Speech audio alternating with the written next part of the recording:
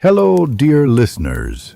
Today, I invite you to travel to the times of the pharaohs, the pyramids, and the great river Nile, to ancient Egypt.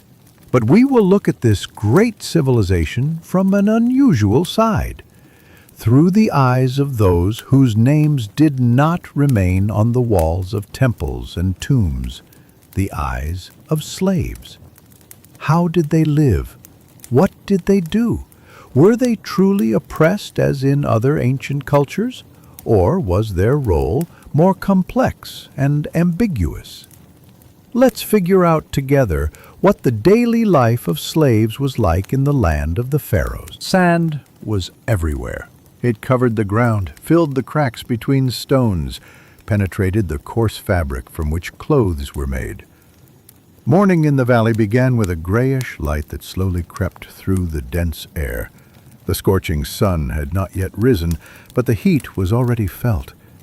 It came from the very ground, which did not have time to cool even at night. The morning coolness, if it could be called that, did not last long.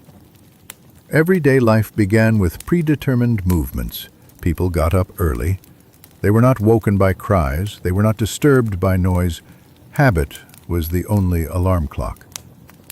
Dozens of bodies rose from mats, stretched, and without saying a word, prepared for the beginning of a new day. Clothing was simple: linen wraps, sometimes an outer cloak, sometimes nothing. Food, no more than a bit of soaked grain, sometimes dates, if any remained. Water, from a communal vessel, slightly cloudy but drinkable. Slowly, unhurriedly, they walked to the gathering place. The overseers were already standing there. They did not shout, did not wave their arms. They simply stood, with sticks in their hands, like part of the landscape. People lined up in groups, identical, familiar. In these groups, there were no names, only functions. Some carried stones, some carried water, some worked with ropes. Everything had long been distributed, and no changes were expected. They had to walk to the workplace, sometimes not far, sometimes for a long time. The path was dry, dusty.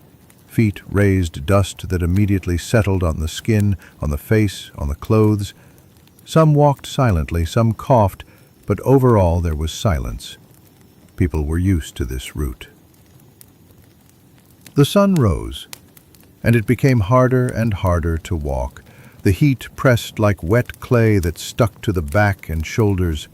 Some had scratches, someone had cracked heels, someone had swollen joints, but it went unnoticed. It was all part of one shared mass. Work began without a signal. As soon as they arrived, they got to work. The stones were of different sizes, but all equally heavy. They were carried, rolled, laid down. Sometimes it was necessary to level the surface, sometimes to dig a ditch, sometimes just to hold a rope taut all day. The wind did not help. It was hot. The dust did not stop. Time flowed slowly, but no one counted it. Occasionally a break was allowed. It lasted no longer than the time needed to take a sip of water and squat down. Some felt sick. Those who could not continue simply lay in the shade if there was any. Sometimes they were later carried away. Sometimes they were left. After the break, work again. There were no conversations, no laughter. The body moved out of inertia. Arms and legs worked because they had to.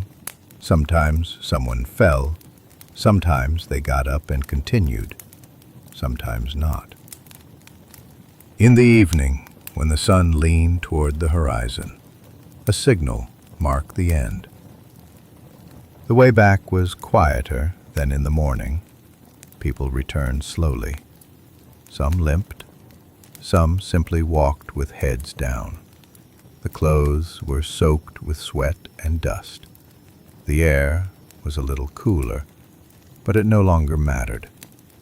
At the place of residence, the same mats were waiting, the same food. Sometimes someone made flatbread, if there was anything to make it from. Sometimes Someone washed with water from a clay jug, if any was left. Most simply lay down. There were no conversations. The fatigue was deep, like an ancient well. Eyes closed, not because they wanted to sleep, but because there was no strength to keep them open. At night, it was quiet. Only the occasional creak of wood or rustle of insects. Sometimes a wind rose, bringing coolness. Sometimes not. Sleep was heavy, dreamless. Morning came quickly. Thus passed one day. The next day was the same, and another one, and so again and again. The silence of the pre-dawn hour resembled still water, motionless, soundless. It enveloped everything around, the dwellings, roughly built from fired brick, the sandy road, even the air itself. In this time, there was no difference between one morning and another. They all began the same, and no one counted how many had passed. The body awoke not out of desire, but out of necessity. The muscles were tired, the spine seemed permanently bent, but the legs still found their footing. People rose slowly, often with difficulty. Some leaned against the walls, some on their knees. The younger ones did it faster, but also without much eagerness. It was not wakefulness, just a change of position. The air smelled of clay and sweat. Clothing, unwashed for weeks, held all the moisture and salt of previous days. People put it on without thinking. Habit acted faster than thought. No one checked the condition of things. No one wondered if they were clean. Everything was clean enough to live, and the rest didn't matter. Food was prepared rarely. It consisted of barley remnants, crushed grains, warm water, sometimes a piece of onion. The dawn light was murky, as if passing through dust. It tinted the sky with faded colors. Shadows were long but quickly shortened. This meant it was time to go. People emerged from shelters and moved along the same path. They walked on sand, on the trampled road that grew deeper each day. The traces of yesterday were almost indistinguishable from today's. At the gathering place, the overseers were already standing. They had sticks, sometimes leather whips. They watched. They didn't interfere, just made sure no one fell behind. People approached silently, stood in rows. No one looked around. No one waited for instructions. Everyone knew what to do. Work continued at different sites. Some were involved in tune construction. Some labored in quarries. Some on the riverbank unloading cargo from boats. Some carried limestone. Some needed clay. Some just waited for the day to end. Everywhere there was a rhythm that could not be broken. Under the sun, the stones became so hot they couldn't be touched with bare hands. Ropes dug into shoulders. Blisters burst, leaving bloody marks. Some wrapped their hands in rags. Some couldn't even afford that. Sweat flowed in streams. Dust ate into the skin. Sometimes the strike of a stick was heard when someone stopped or walked too slowly. Sometimes there was a cough or a muffled groan. But all this was part of one picture. Movement continued. Nothing stopped. Water was brought in leather skins. It was poured into clay bowls and people drank quickly, greedily. Not everyone could afford to stop. Those who worked with cargo drank only during short breaks. Sometimes the water was warm, sometimes murky, but it was there. and that was enough. Noon was the hardest time. The sun struck from above, from the sides, from below. Shadows almost disappeared. The air trembled. The stones seemed alive from the heat. People moved slowly, sometimes staggering. Some crouched for a moment to catch their breath, but stood up quickly. The overseers noticed. When evening came, there was no sense of completion. It was simply another hour when it was allowed to stop. People stopped working, put away tools, released the ropes. Some collapsed to the ground, sitting motionless. Others immediately began walking back. The return path was a silent procession. Bodies moved out of inertia. The sand was still hot. Heels burned. People held on to each other, not to support, but not to lose balance. Sometimes someone fell. Sometimes someone dragged another. But overall, no one waited for anyone. In the evening at the dwellings, some tried to cook something. Someone chewed dry leaves. Someone heated water over a fire. Someone washed their feet. But most on mats. Sleep came slowly, sometimes with cramps, sometimes with stomach pain. Sometimes it didn't come at all. Then a person lay with eyes open, staring at the reed ceiling. At night it was cooler, but not easier. Bodies remained tense, even in sleep. Thoughts didn't flow. They didn't form. There was simply silence. Until morning. Days did not differ. One passed into another like waves on a river, moving without beginning or end. Everything repeated with precision that required no memory. No one counted how much time had passed, because it did not matter. Life went on in a rhythm of labor and rest, which was not rest, but merely the absence of strain. They woke up when the sky only began to lighten. It was not morning in the usual sense. There were no bird sounds, no freshness. There was only a grayish veil of air, warm and heavy.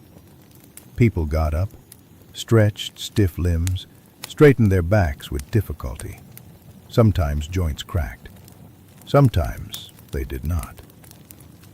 That also did not matter. The room was stuffy. The air barely moved. There were no windows, only narrow openings in the walls from which no wind came. Some dozed sitting, some lay down. When they stood up, they did not talk. The morning routine required no words. The food was the same as always. A few grains ground into porridge, sometimes a piece of coarse bread. Sometimes it was possible to get a bit of cumin or salt, but that was rare. Some drank water. Some ate nothing at all. The body needed energy, but it was always not enough. The gathering happened quickly. People came out of their dwellings and merged into a common crowd, which slowly moved toward the work. No one hurried, but no one lagged behind either. The pace had been developed over years. Overseers waited at the edge of the field. They did not call names. No one remembered names. Only bodies, accustomed to burden. The work was monotonous. Stone after stone, step after step, shadow after shadow. Where temples were built, precision was needed. Where canals were dug, strength was required. People did what they knew. The skills were simple. Lift, carry, lower, level. Sometimes they had to stand for a long time, just holding something. Sometimes work without stopping. The tools were crude. Wooden levers, stone hammers, ropes worn smooth. Hands hurt from them. Calluses formed. But all this was perceived as part of the body. Sweat ran down the face, down the back, soaked into clothing. No one wiped it. There was no point. Eyes squinted from the sun. It hit directly in the face, and eyelids began to tremble. Sometimes people worked with closed eyes, relying on memory and rhythm. Sometimes noon meant a short break. Shade was sought everywhere, behind stones, under walls, even just turning one's back to the sun. People sat, sometimes lay down, The water was warm, but desired. No one talked. Only rare sounds, a gulp, a sigh, a cough. After the break, work again. The second half of the day was harder than the first. The body tired. The step became shorter. Arms rose more slowly. Stones seemed heavier. Some movements had to be repeated several times to work, but no one complained. It was pointless. In the evening, when the sun leaned toward the horizon, work gradually stopped. People put away tools, brushed off dust, sometimes just stood, staring at the ground. The way back was the same as in the morning, slow, exhausting. No one hurried. There was nowhere to hurry to. Home met them with familiar silence. Some went to the communal vessel with water to wash their hands. Some tried to cook something, but most lay down immediately. Faces were covered with a layer of dust, hair tangled, eyes dull, without expression. At night, it became quieter. Sometimes there was a knock. Someone turned over. Sometimes a rustle. Someone searched for a water vessel. Sometimes nothing. Only the sounds of the desert, wind, rustle of insects, crackling of stones. Sleep was shallow. The body did not fully relax. Even in sleep, there remained alertness. At dawn, everything began again. Work filled everything: time, body, thoughts. There was no space outside of labor. Even in sleep, hands sometimes lifted, as if still holding a load. The whole being became accustomed to a rhythm that never ceased, neither by day nor by night. Existence was flat, like a sandy plain, without hills, without hollows, without change. Morning began before light appeared. People woke from heat, from the feeling of heaviness in the chest, from pain in the muscles, sometimes from the sound of someone else's movement, someone getting up, someone coughing. Mats creaked. The floor responded roughly to steps. No one spoke. Speech seemed like something from another life. The clothing they put on was almost like the body itself. Darkened, soaked with salt, it was no longer felt. Its existence was a background. Hands acted automatically, fastening a wrap, tightening it around the hips, sometimes tying cloth on the head. Eyes remained half closed until it was necessary to go outside. The morning air was viscous. It brought no coolness. It was just less hot than the daytime air. The ground gave off remnants of night moisture, but it did not last long. The sand dried quickly. Cracks in the soil reopened. The food in the morning did not differ from that in the evening, or at lunch, or the day before. Flour mixed with water. Sometimes bitter, sometimes tasteless. A piece of bread too hard to bite. If lucky, a few olives. Water, always from a communal vessel, murky, with a smell of pond scum. But they drank it slowly, as if it were something precious. When the path to the work began, bodies moved in a common mass. Identical figures walked nearby. Someone's leg hurt, someone's arm, someone limped, someone moaned softly. But the rhythm of movement was constant. People walked as if on command, though no command was given. Everything was learned. Overseers met them at the edge of the construction zone. Some sat in the shade, others stood with sticks in hand. They were dressed better, cleaner, with wraps on their heads and leather sandals. They looked, but hardly spoke. Their presence alone already meant it was time to begin. The work that day involved lifting heavy slabs. People pulled ropes, dragged beams, set supports. Under the sun, everything heated up. Stone burned the skin. Hands were rubbed raw. Fingers swelled.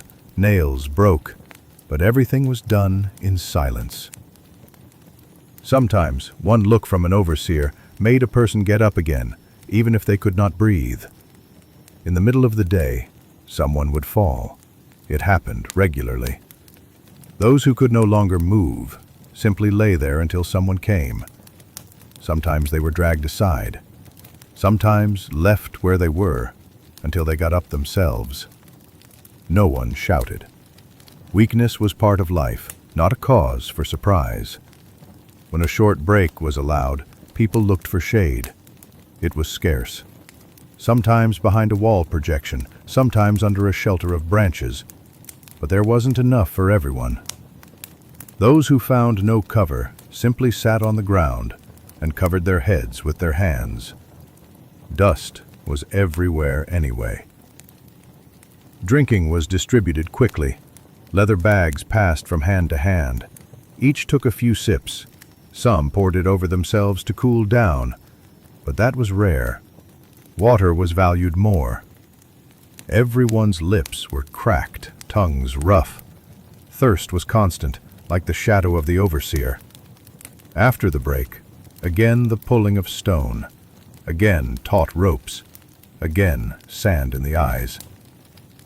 There were bloodstains on shoulders. Someone's muscle tore.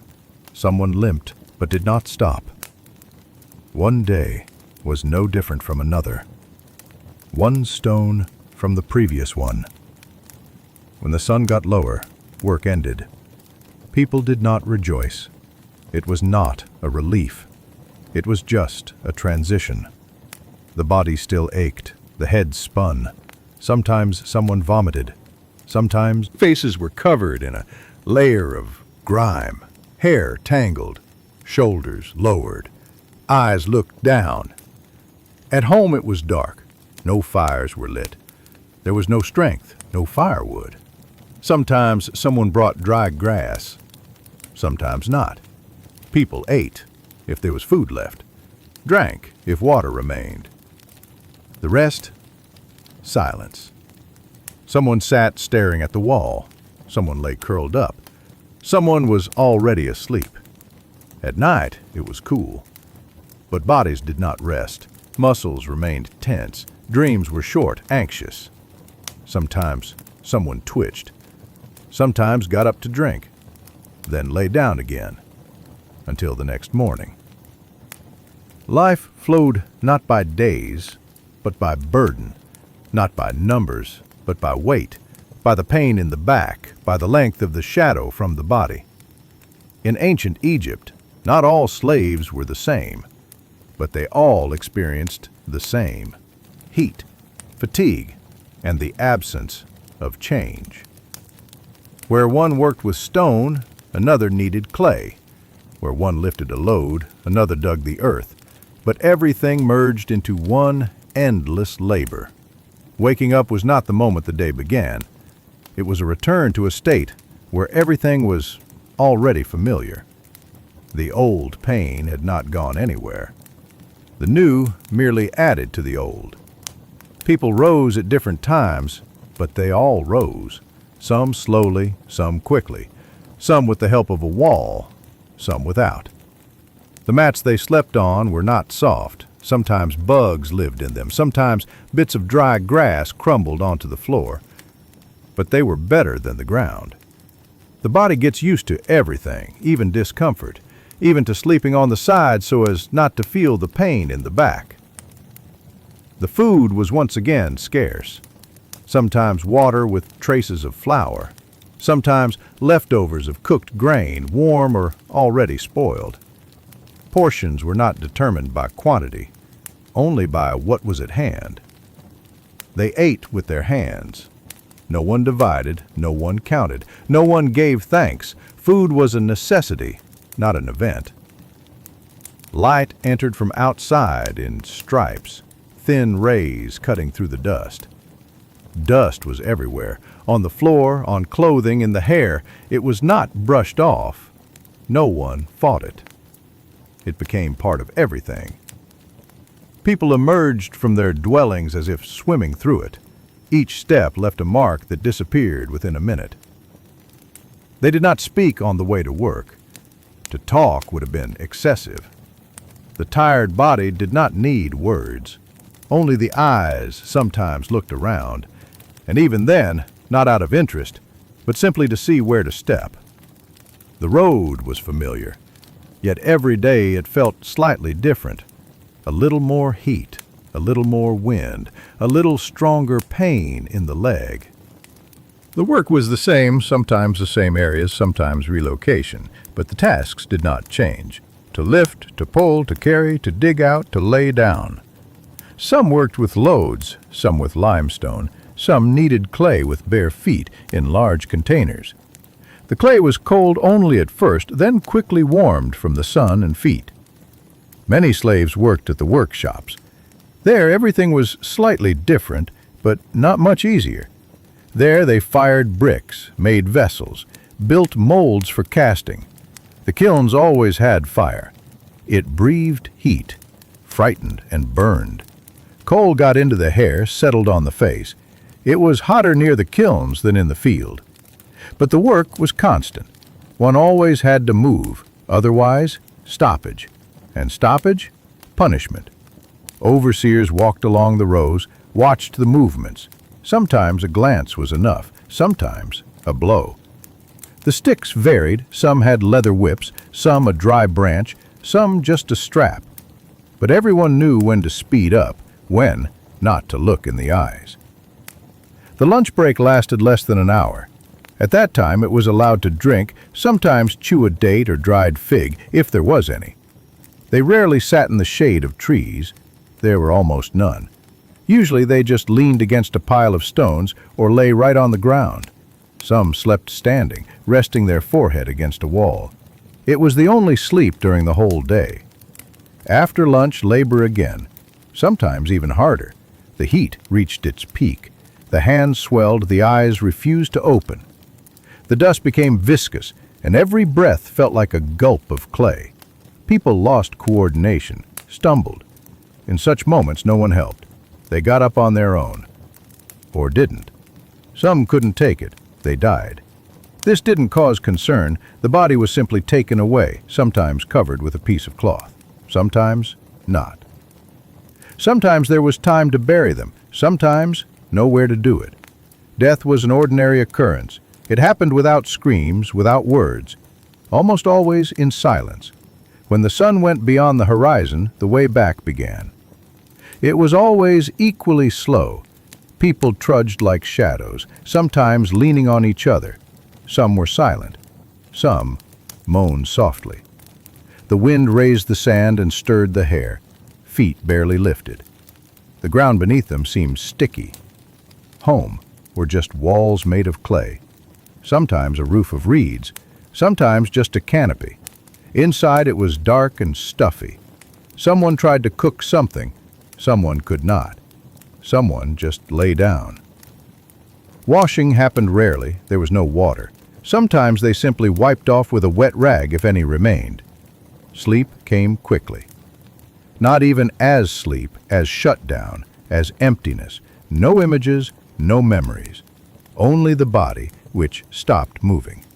Sometimes someone screamed in sleep, sometimes twitched, but more often, just silence. The day began again in silence. First, dark twilight, then muted light, then heat. People woke not out of desire, but because lying longer made no sense. The mats they slept on had long become part of their bodies, worn down, hard, smelling of skin and earth. They offered neither comfort nor rest, but there was nothing else.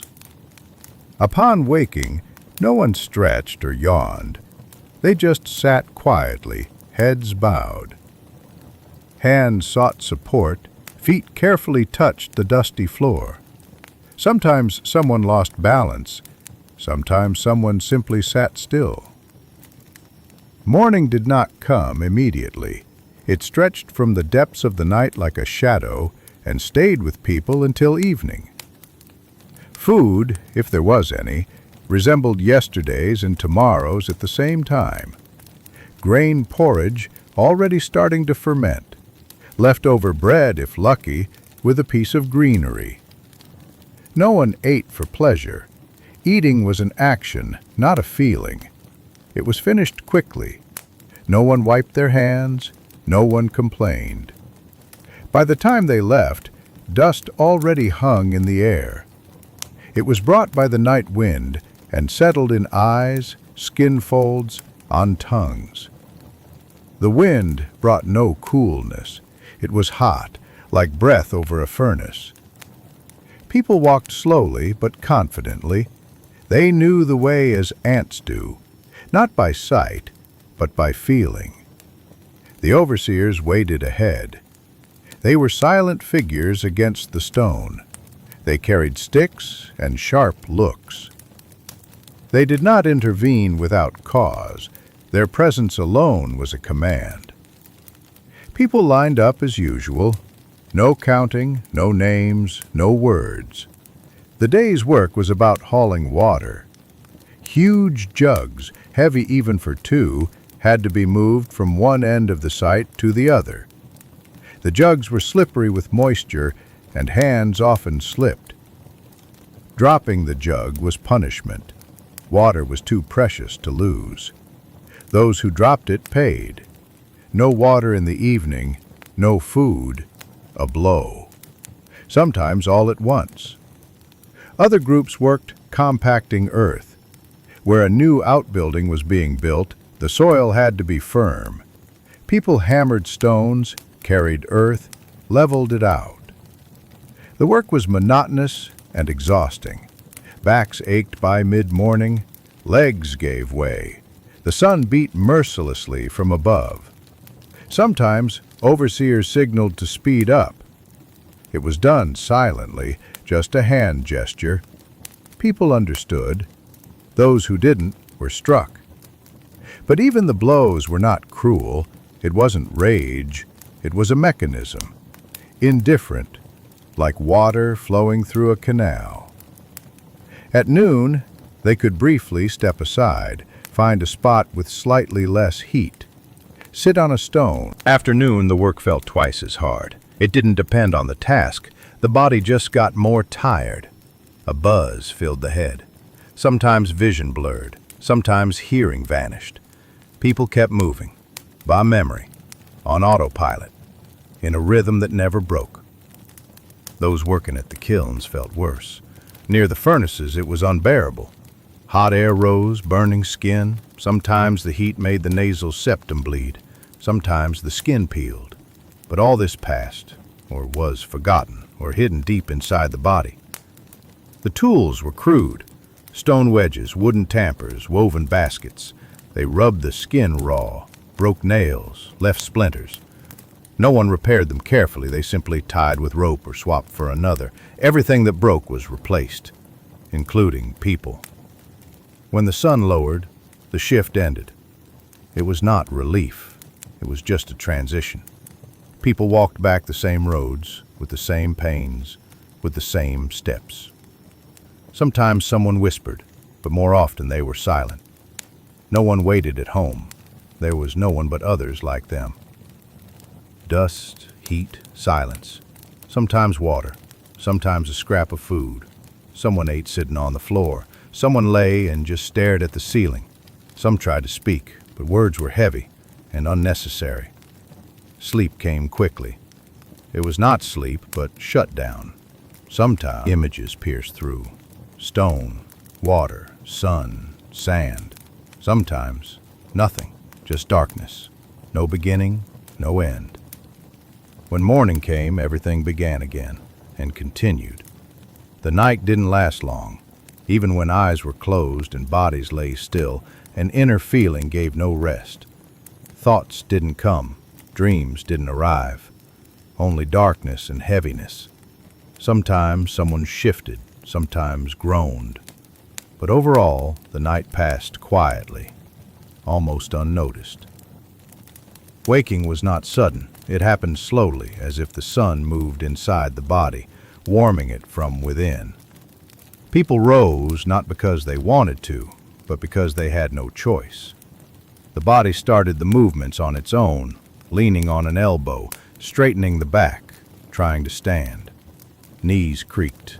The neck didn't turn right away, but everything happened in the necessary order. Clothes were the same as yesterday. Sometimes they were never taken off at all. People slept in them, ate in them, worked in them. They lost shape, color, smell. They became an extension of the body. Sometimes the fabric tore.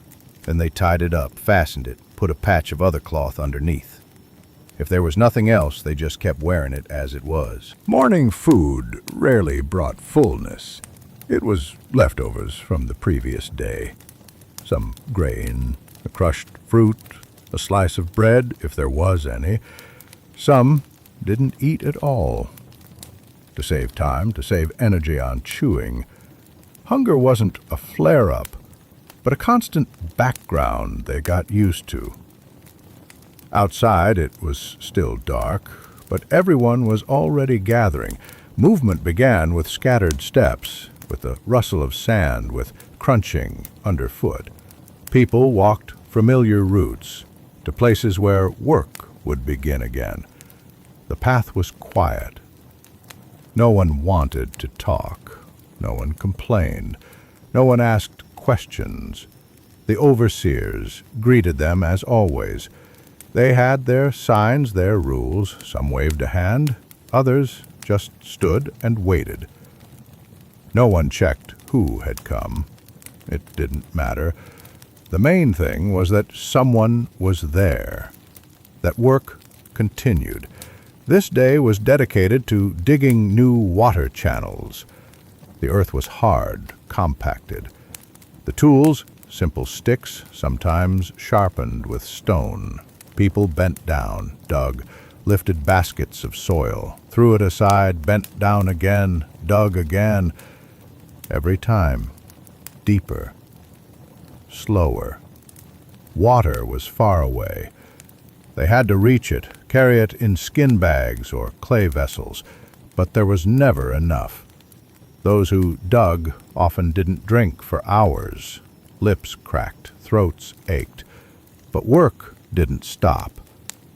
Sometimes stones were found in the ground. Then more effort was needed. Sometimes plant roots. Then a small axe, if there was one, but mostly hands. Scratching fingers, breaking nails, blood stayed on the ground. No one treated wounds.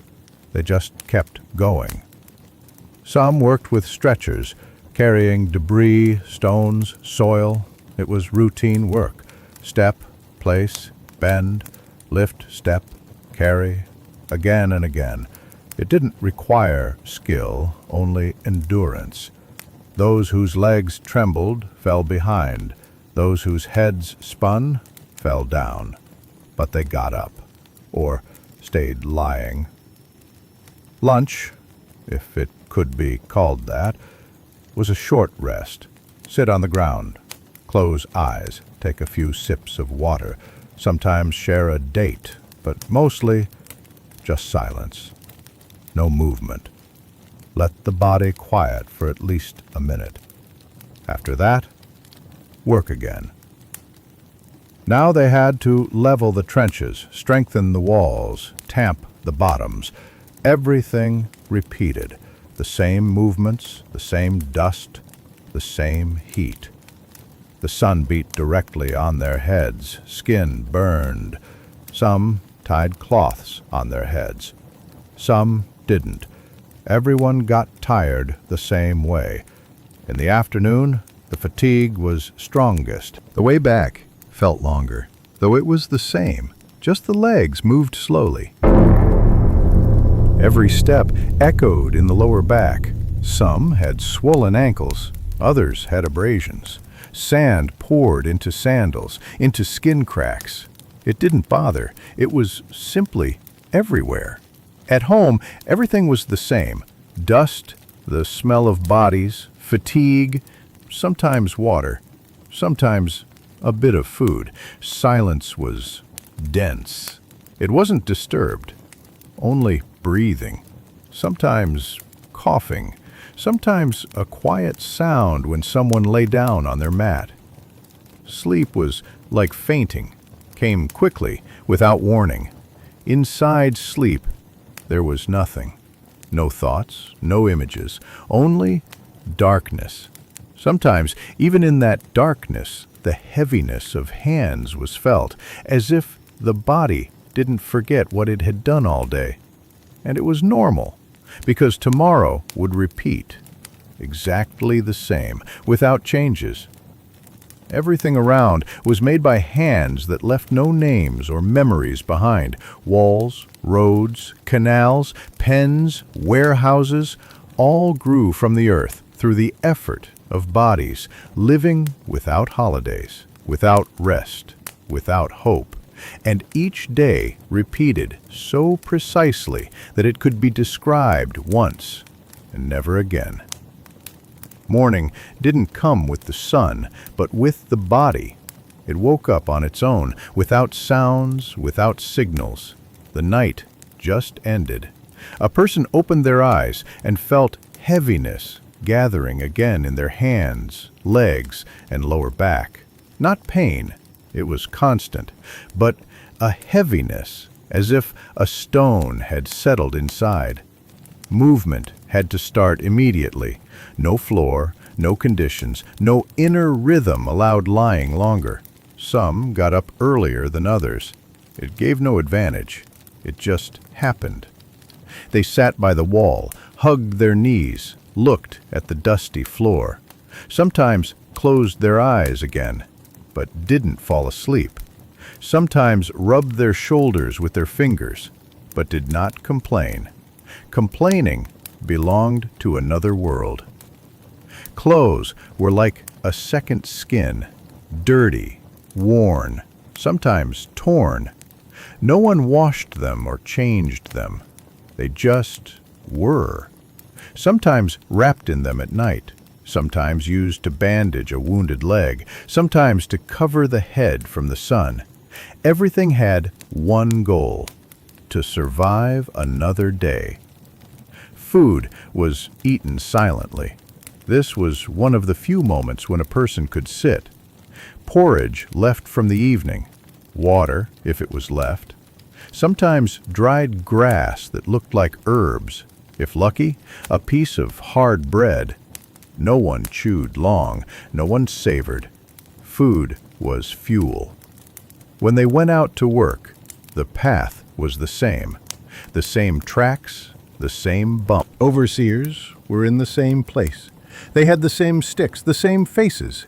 They said nothing, just watched. People came, lined up, waited for a sign. Sometimes it was barely noticeable, a nod, a hand movement.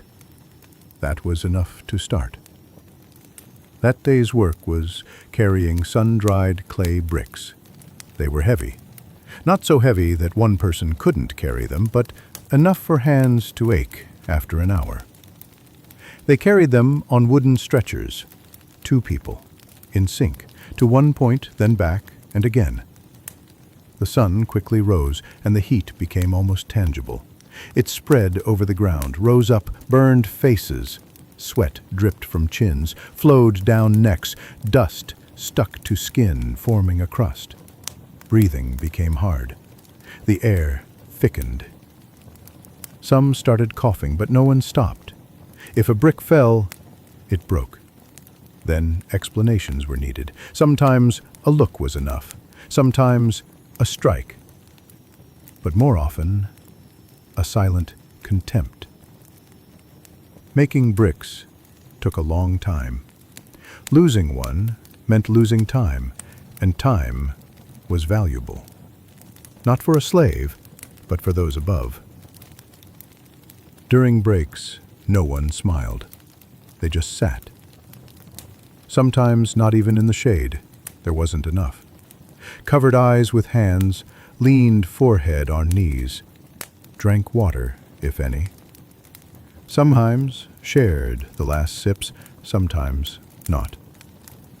Fatigue outweighed kindness. After a short rest, again the path, again bricks, again steps, again heat. Legs tangled, shoulders burned. Sometimes someone fell, sometimes got up, sometimes couldn't. Then they were dragged away or left. In the evening, someone took them, sometimes not. The workday lasted until sunset. It set slowly as if unwilling to leave. With every minute, it became a bit easier, but not enough to feel relief. Just another stage of fatigue. The way back seemed longer, though it was the same. Legs walked slowly. Every step echoed in the lower back. Some had swollen ankles, others abrasions. Sand poured into sandals, into cracks in the skin. It didn't bother. It was just everywhere. At home, nothing changed. The same walls, the same dust, the same air. Sometimes a little food, sometimes nothing. Water, a rarity.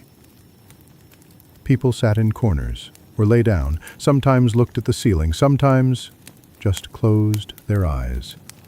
Silence was thicker than night. Sleep came quickly, without sounds, without movements, sometimes with clenched teeth, sometimes with an open mouth, but always with complete blackout. No images, no thoughts, no... Some sat with their heads down, others were already getting ready. No one spoke. No words were needed. Food was eaten in silence.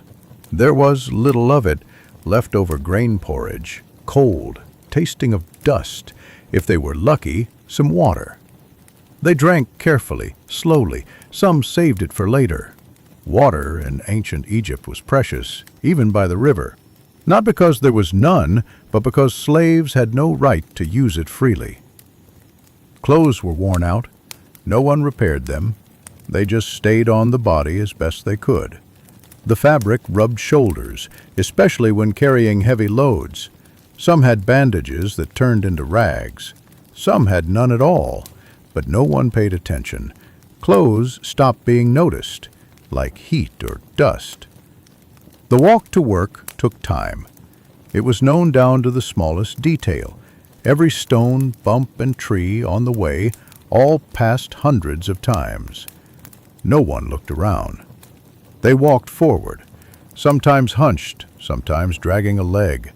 Those with injuries tried to stay aside, but all moved in one direction. The day's work was clearing debris. Something was destroyed, maybe a building, maybe a warehouse. No one cared why, just debris. Stones, clay, wood, everything had to be carried, stacked, leveled, all by hand. No carts, no animals, no tools. The stones were heavy, especially those lying low. They had to be lifted by two, sometimes three. Fingers slipped on dust. Skin cracked. Some tried to use cloth for protection, but it tore quickly. They worked silently, only breathing, only heavy steps. Dust rose in the air. It blocked noses, settled on tongues, stuck to skin. Eyes hurt, but no one wiped their faces. It made no sense. In a minute, everything was covered in the same layer again, and so, all day. Lunch meant a short break. Some sat on stones, some on the ground. The stronger tried to massage their hands a little, the weaker just lay down. Drinking was allowed a little. Food, if any, no longer tasted good. They ate without thinking, just to survive a few more hours. After, back to clearing. More stones, more dust. Some slaves carried clay. It was heavy, wet, smelling of mud. They loaded it in baskets, lifted it on their shoulders, carried it across the site. Sometimes baskets fell. Then they picked them up, collected the clay, started again. Evening was not the end, just a different stage. Everything had to be put back. Tools, stretchers, baskets. Those who couldn't finish stayed late. Sometimes this meant they would return later, and maybe there would be no food. No one waited. No one delayed. The way back was slow. Backs hurt, shoulders shook. Those who brought a little food, ate in the dark. No taste, no smell. Sleep did not come. It fell. As if someone switched off consciousness. The body shut down. The mind lost control. Sometimes someone twitched, sometimes jerked, but no one woke up until morning. And so the days went by. Everything went straight like a line drawn in the sand. No turns, no stops. The rhythm never changed. Morning followed night. Labor followed waking. Exhaustion followed labor. There was no variation, no expectation, no progress. Everything existed in the same flat state. A line stretched across time, straight and endless. The body remembered everything. Muscles anticipated strain before movement began. Feet hardened against the ground, even before they touched it. The day began in silence. The inside of the dwelling was still dark when people stirred. No one spoke. The air was already warm, dense with the breath of many. Fabric scratched against dry skin. Some stretched slowly, others simply sat, motionless, waiting for their minds to align with their bodies. It took time. There was no ceremony to the beginning, no greetings, no plans, no hesitation. They stood one by one. The ones slower to rise weren't pushed. They knew what would happen if they delayed. Hunger gnawed as always, but eating was a dull necessity. A few chewed on dried grain or leftover bread. Others drank water sparingly, holding back for the heat of the day. No one expected satisfaction. Outside, the sky was still pale, not yet burning, but the dust was already in the air. It hovered, carried by the faintest wind, waiting to cling to skin, hair, breath. Eyes narrowed against it instinctively. Feet moved over familiar paths. Stones in the ground were memorized. They did not need to be seen. At the worksite, overseers stood at their stations. Their presence was enough. They did not shout, they did not give instructions. Slaves gathered without guidance, assembling into lines and teams. The routine was known. There were no tasks to be learned, only repeated. This day was for building irrigation walls. The canals had to be reinforced, extended. The Nile was generous but unpredictable. When it overflowed, the damage was blamed on those who prepared poorly. That meant more labor, more caution, more burden on those who would never see the field's benefit. Slaves carried heavy baskets, filled with mud and straw. The mix was thick, clinging to the sides. It splattered on legs, hardened in the heat. With bare hands, they pressed it into forms, packed it into frames. Others brought stones. Some breaks were rare and brief. If one came, it was taken in shadows, pressed against walls or curled on the dirt. A few drops of water, a bite of something dry, sometimes nothing at all. Some sat with their eyes closed. Others didn't move, afraid that any rest would make it harder to begin again. The second half of the day was always worse. The heat thickened, the air pulsed, tools slipped from tired hands. Baskets dropped, sometimes voices murmured in pain or from dizziness. But there were no complaints. Complaints were dangerous. Even weakness, if noticed, brought consequences. When someone collapsed, there were only a few options. They could lie until they recovered, or be dragged away or simply left. The others worked around them. Oversight didn't stop, it was always there. Standing in the distance, watching, calculating. The goal was output, not survival. Near the end of the day, the wall rose. Slowly, unevenly, but it grew. Every layer built from the same motion, the same weight. Nothing was elegant, nothing was beautiful, but it stood. That was all that mattered. Evening came as relief, but only in temperature. The rest of the burden remained. Muscles ached with every step back. The road home was silent. Feet shuffled through sand, eyes stared at the ground.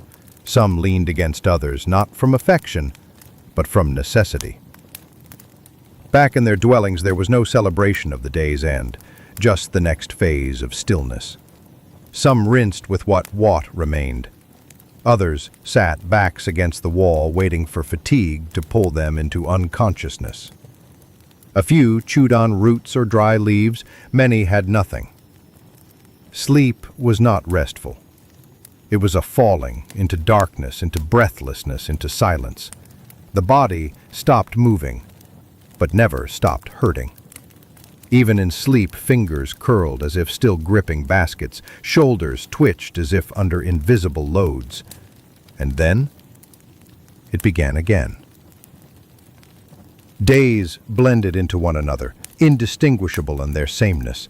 The unchanging routine was a slow, steady erosion of time and spirit. Each dawn brought no hope, only the relentless certainty of labor under the burning sun. The body learned to endure the weight of burdens not just in its muscles, but in its very being. Morning light crept silently into the dwellings, revealing faces marked by exhaustion. Eyes, dull and heavy-lidded, opened reluctantly. Movements were deliberate, lacking grace or energy. Clothing hung loose or clung in dusty patches. Its coarse fibers offered no comfort, only the barest protection from heat and abrasion. Food was a scarce and unremarkable affair, often just a thin porridge made from crushed grains mixed with water, barely enough to sustain. Water itself was rationed carefully. Each sip was measured and treasured. The journey to the fields was a familiar one, marked by dusty paths beaten hard by countless feet. Feet, swollen and blistered, pressed forward with mechanical persistence. The air was thick with dust and heat, the sun climbing steadily to its zenith, intensifying the oppressive atmosphere. Upon arrival, the overseers stood, watchful and silent. Their authority was absolute but rarely vocalized. Their presence alone compelled compliance. Workers assembled in groups, each assigned a task, memorized through endless repetition. That day's work involved the hauling of heavy stones to reinforce a temple's foundation. Stones, rough-hewn and irregular, demanded strength and coordination. Carried in pairs on wooden poles, balanced on shoulders, their weight was punishing. Fingers ached from splinters, backs strained under the burden. Breaks were stolen moments beneath scant shade, rarely longer than a breath. Water was gulped sparingly. Silence enveloped the workers. Words were a luxury neither afforded nor desired. Fatigue seeped deeper with each passing hour, blurring the edges of consciousness. The sun's relentless gaze bore down mercilessly. Skin burned and cracked. Sweat mingled with dust to form a gritty paste. Limbs trembled. Some faltered and stumbled, but were expected to recover without complaint. Weakness was a danger. It invited punishment or neglect. When a worker collapsed, the response was swift but impersonal. Sometimes the fallen were dragged aside, other times left as the rest pressed on. The machinery of labor showed no pause for human frailty. As the day waned, the walls grew higher, a testament not to skill or pride, but to endurance and submission. There was no joy in accomplishment, only the faint relief of nearing respite. The journey home was slow and somber. Bodies moved with aching joints and heavy limbs. Some leaned on companions, not for comfort, but for support. The path was cloaked in quiet, broken only by the occasional shuffle or sigh. Back within their humble shelters, the cycle of stillness resumed. Some washed with precious water, Others lay motionless, succumbing quickly to exhaustion. Darkness brought no peace, only a temporary absence of sensation. Sleep was shallow, fragmented by discomfort and unrest. Dreams were rare, the mind back and fifth, happy of so way. Back within their humble shelters, the cycle of stillness resumed. Some washed with precious water, others lay motionless, succumbing quickly to exhaustion. Darkness brought no peace, only a temporary absence of sensation. Sleep was shallow, fragmented by discomfort and unrest. Night gave no refuge, only a brief interruption in the slow march of labor. When the first light crept over the horizon, it was not greeted, it was endured. The bodies that had slumped into rest now stirred once more, sluggishly reassembling themselves to meet the day. Nothing waited for them but the same burden as yesterday, and the promise of nothing different. The air was already warm, filled with the scent of dust, dried sweat, and old earth. It clung to skin, settled in hair, layered itself into every breath. Movements were minimal in the early moments of the day, some rubbed, eyes crusted with sand. Others sat, motionless, conserving effort before the The morning's food was meager, a portion of ground grain, coarse and bland, soaked in water until it became a soft mash. If a dried fig or slice of onion appeared, it was consumed wordlessly and quickly. Water, often slightly sour or warm from storage, was sipped cautiously. Too little, and the day would be unbearable. Too much, and it would not last. The walk to the site of labor stretched like a road through memory. Nothing changed. No new footprints, no landmarks, just dust. Brittle stalks of dying grass and the backs of others moving ahead. They did not speak. There was nothing. At the site, the tasks awaited them without welcome. This time they were ordered to dig and line a drainage trench near the fields. The earth was dry, compacted, difficult to move. Tools were simple: flat stones for scraping, wooden boards for scooping, baskets for hauling. The sun rose higher, heat collecting in the hollows of backs and between shoulders. Every movement stirred more dust into the air. It coated throats, stung eyes, filled nostrils. No one paused to cough. Coughing was weakness. Weakness was... The trench deepened slowly. It had to be straight, sloped just enough to carry runoff. If done poorly, the water would stagnate or spill. Mistakes were not tolerated. Oversight was constant. The presence of the overseers heavy, even when they said nothing. Their silence carried pressure. Work was monotonous, but consuming. It demanded attention to every inch of motion, the lift of the basket, the bend of the knees, the rhythm of carrying and dumping soil. Any variation could result in injury or correction, or worse. At midday, a break was allowed. But the cycle was complete, unchanging and absolute. It moved without permission, dragging every living body with it. The people woke not because they wanted to, but because they had to. Sleep was not long enough to restore. It was only long enough to forget for a few hours. When eyes opened, everything was exactly as it had been the day before. The dust the silence, the wait. The morning began slowly, not out of laziness, but due to the body's reluctance to move. Joints were stiff, muscles sore, skin dry and cracked in places. Some rose immediately, conditioned by repetition.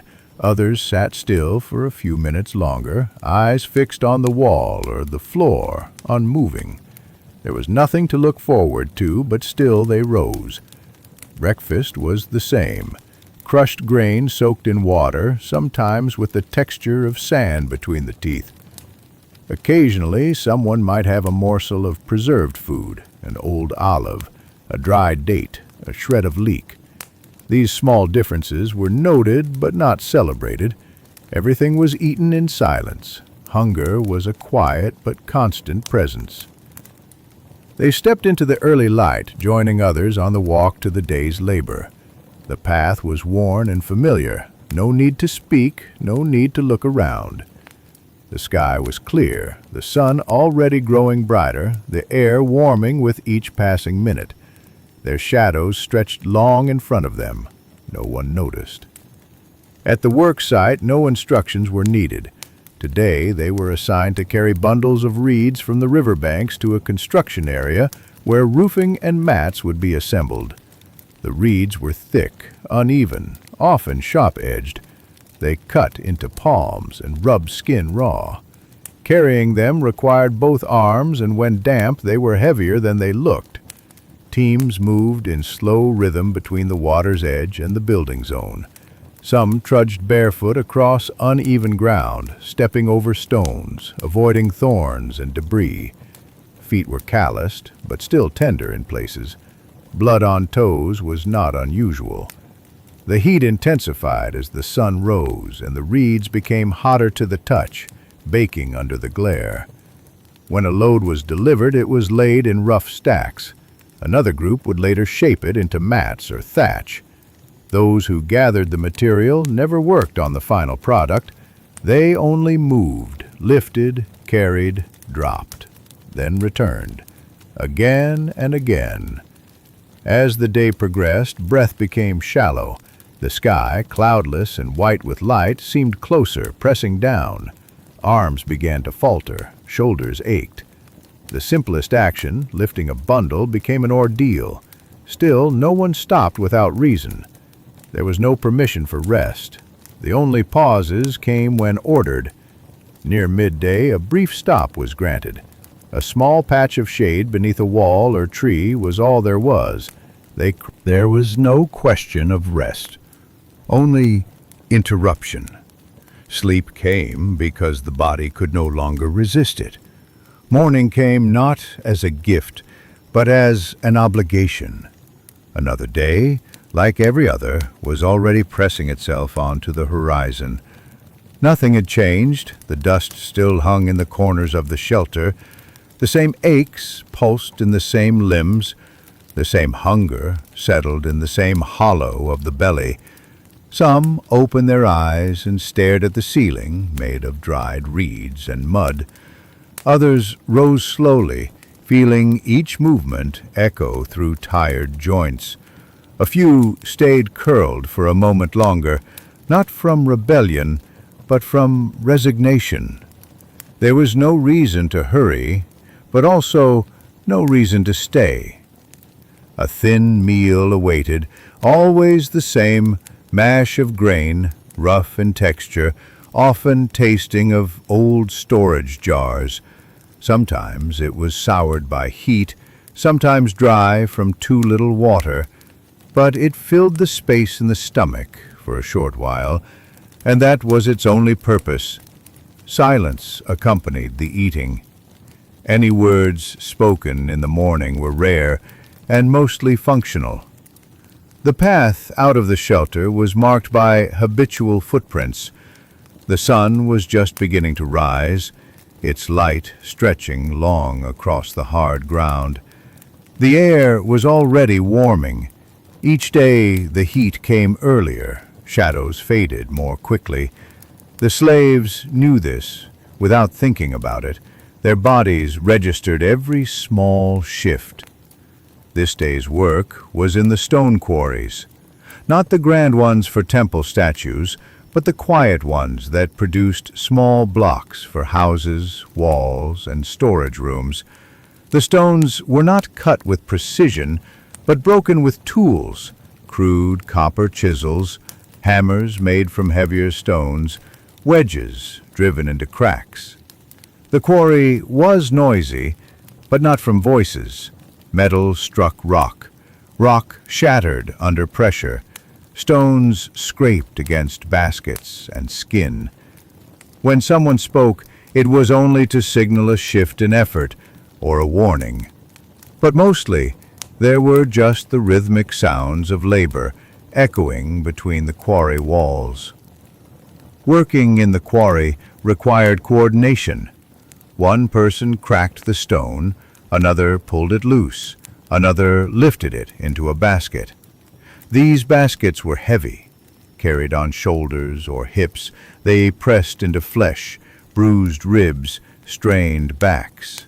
Dust clung to sweat, drying quickly and leaving a white residue that itched and cracked.